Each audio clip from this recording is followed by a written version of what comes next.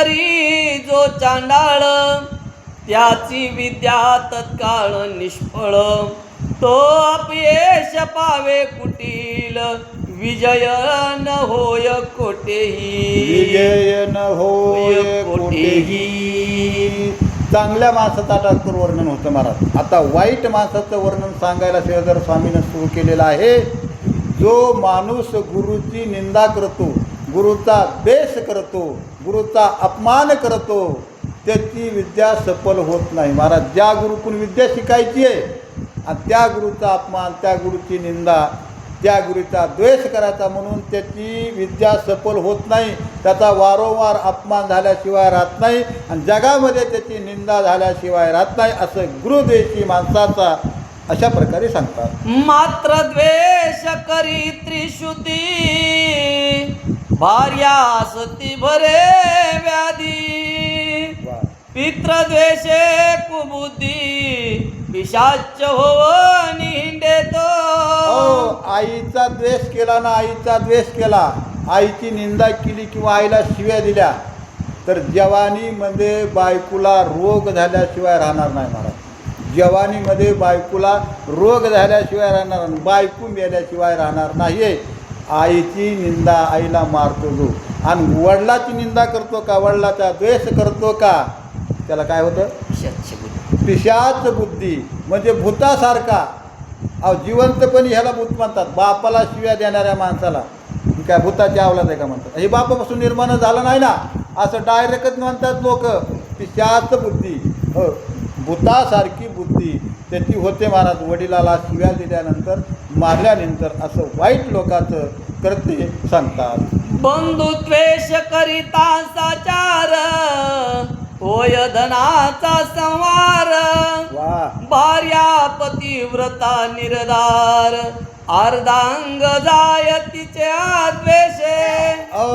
आपल्या भावाचा जे काय धन आहे का, धन, भावाचं धन हडप करण्याचा विचार करतो का, भावाचं धन हडप करण्याचा विचार करतो, त्याला काय होतं? ह्या कुत्र्यामुळे लक्षात राही ना. बोलवा. बंधुद्वेष करिता साचार, होय धनाचा संवार. भार्या पतिव्रता निर्धार, अर्ध अंग जाय त्याच्या द्वेषे. भावाचा द्वेष करायचा, भावाला चांगल्या दृष्टीनं कधीच बघायचं नाही. भावाचं वाटुळ व्हावा सदा सर्वदा विचार करतो जो कोणी.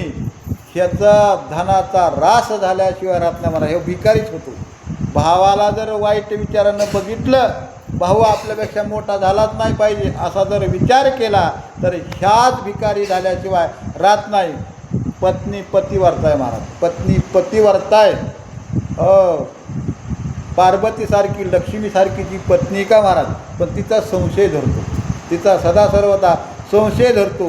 याचा अंगभंग झाल्याशिवाय राहणार नाही, अशा प्रकारे सांगतात. सुमन सुवास घेतो भ्रमर, परित्यासी कान लावी अनुमात्र. तैसा प्रजा पाळी जो नृपवर, न्याय धन घेऊन या, न्याय धन घेऊन या. कशा पद्धतीनं राजा न्यायानं धन घेतो? मोदी सरकार GST घेते महाराज. लोकांना कळतही नाही महाराज, घेते कळते का? मोदी सरकार आज GST घेतं. लोकायला व्यापाऱ्याला ते कळत सुद्धा नाही कशी घेतली. तशा पद्धतीनं प्रजेवर राज्य करायचं, पण प्रजेकून कसा मोबदला त्या घेतला हे कळालं नाही पाहिजे. कशा पद्धतीनं एखादा भुंगा आहे महाराज, भुंगा फुलावर बसतो, त्या फुलालाही माहीत होत नाही मकरंद सेवन केल्याला, माहीतच होत नाही. कवाशिक येतो, कवाशिक बसतो, कवाशिक मकरंद घेतो. जसं त्या फुलाला माहीत होत नाही तसं प्रजेवर राज्य केलं, प्रजेचा करभार जरी घेतला GST सारखा, प्रजेला माहीत होत नाही. म्हणून तिसऱ्यांदा मोदी पंतप्रधान आहे महाराज, म्हणून तिसऱ्यांदा मोदी पंतप्रधान आहे. अशा प्रकारे राज्य झालं पाहिजे. घ्यावे वृक्षाचे सुमन, परिवृक्ष न उपटावा मुळीहून. नक आगळे काढावे चेदून, परिते बोट रक्षावे परिते बोट रक्षावे. वृक्षाचे फुलं घ्यायचे पानात, पण वृक्ष काय उपटायचा का? फुलंच फक्त तोडून घ्यावेत. दुसऱ्या वेळेस ते आपल्याला गरज आहे. किंवा हाताचे नख काढायचे, नखच फक्त निघाले पाहिजेत, बोट सांभाळून. तशा पद्धतीनं सगळा मान सांभाळून कार्य केलं पाहिजे, मग त्याची कीर्ती झाल्याशिवाय राहत नाही. केश क्षणोक्षणी वाढती बहुवस मनोनी कायचे दावे शीर्ष शुदा लागते बहुस बस मनोनी पोटन फाडावे मनोनी पोटन फाडावे. सारखं सारखं केस डोक्याचे वाढते म्हणून काय मुंडकं तोडायचं का? नाही म्हणा, केसच कापायचे. किंवा सारखी सारखी ताण लागते पोटाला म्हणून काय पोट फाडायचं का? नाही, पाणीच प्यावं लागेल, ताण भागवावं लागेल. अशा प्रकारे करावं लागेल. तैसे विहितावीत जाणून करावे प्रजेचे पालन गोत्र जानसी विरोध जाण प्राणांतीहीन करावा. तशा पद्धतीनं विहित कार्य जाणून प्रजेचं संरक्षण राजानं करावं म्हणून सांगितलं. जे का आपले नातेवाईक आहेत का, गोत्रज नातेवाईक, दोस्त मित्र, त्यांच्याबरोबर कलह कधी झाला नाही पाहिजे महाराज. मित्राबरोबर, सोयऱ्या दायऱ्याबरोबर, दोस्ताबरोबर भांडण कधी झालं नाही पाहिजे. तो माणूस शेवटपर्यंत सुखानं जगल्याशिवाय राहत नाही. नाहीतर घरातल्याबरोबर भांडण, दारातल्याबरोबर भांडण, गावातल्याबरोबर भांडण, दारूच्या लोकांबरोबर भांडण, आणि तो सुखानं कधी जगणार नाही. म्हणून करता जर सुखानं जगायचं असेल तर कुणाबरोबर भांडण झालं नाही पाहिजे. अशा प्रकारे सांग. जाणे सारासार नीती वृद म्हणावे त्याज प्रती स्वर्ग तोची सत्संगती सत्शास्त्र श्रवण सर्वदा.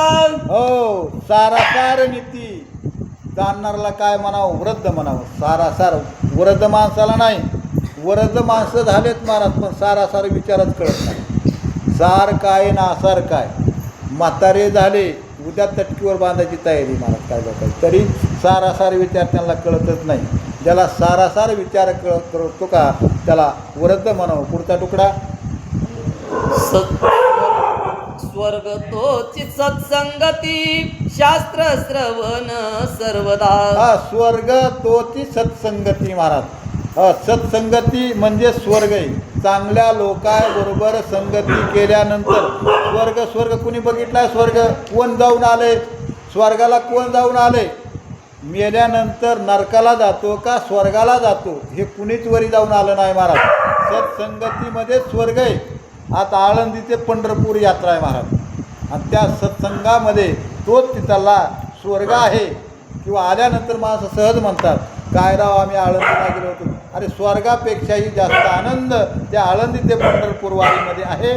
म्हणून करता सत्संगती केल्यानंतर तोच स्वर्ग आहे. आणि सत्शास्त्र म्हणजे जे खरं शास्त्र आहे का ते वाचल्यानंतरच त्याचा खरा आनंद प्रत्येकाला मिळल्या जातो. दुर्जन संग तोची नरका जाण प्रतिपाळावे गुरु वचन करावे व्रताचे सेवन अकार्य पूर्ण त्यागावे. हो, वाईटाची संगती तो नरक आहे महाराज, आणि सज्जनाची संगती तो स्वर्ग सांगितला.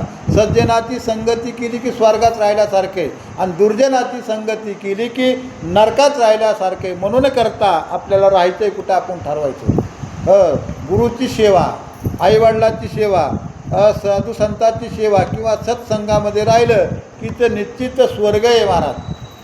गुरुला निंदा करायची, आईवडिलाला निंदा करायची, आणि जे काही साधू संत आहेत त्यांना निंदा करायची, तो प्रत्यक्ष नरक आहे. अशा प्रकारे सांगतात. तत्ववेत्ता दयाळू उदास जाण तोची गुरु आधी जावे शरण गुरु वचन आवाज्ञा पूर्ण विष दारुण मारक ते. तत्व येता दयाळू तोची गुरुदान. जे काही तत्वानं वागतात, जे काही तत्ववेत्ते आहेत अशालाच गुरु समजावणार. तत्ववेत्यालाच गुरु समजावं. तत्वानं वागतात किंवा एक तत्व नाम दरड धरी मना हरीशी करुणा येईल तुझी. एका तत्वानं जे वागतात म्हणजे एका भगवंताचीच जे पूजा करतात, एका भगवंताचं जे भजन करतात याला तत्व येता म्हणायचं. अशाच साधू संताला शरण जावं आणि त्याला गुरुचा उपदेश त्याच्याकडून घ्यावा आणि जेणेकरून त्याच्यामध्ये स्वर्ग आहे अशा प्रकारे